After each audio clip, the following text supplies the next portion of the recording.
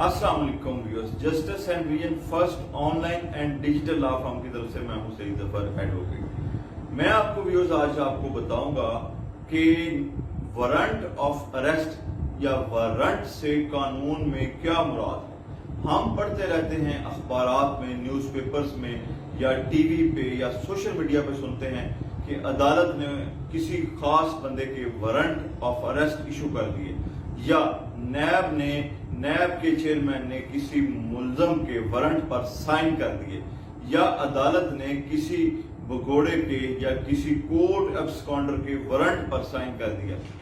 Warrant से मुराद viewers एक बड़ी सादा सी चीज है, एक ऐसी रीजन है जिसकी वसातत से लॉ इन्फोर्समेंट एजेंसी यानी कि पुलिस या कोई भी FIA, नैब किसी आदमी को गिरफ्तार करने का तहर्रक कर सकती है।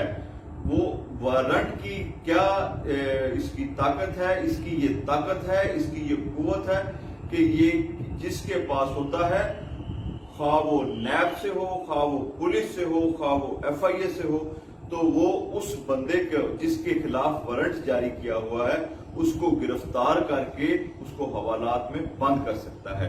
तो इसमें व्यूअर्स आपको एक और बात बताता चलो कि वारंट ऑफ अरेस्ट की दो इकसाम है। एक को काबिले जमानत वारंट ऑफ अरेस्ट कहते हैं और एक को नाकाबिले जमानत वारंट ऑफ अरेस्ट कहते हैं।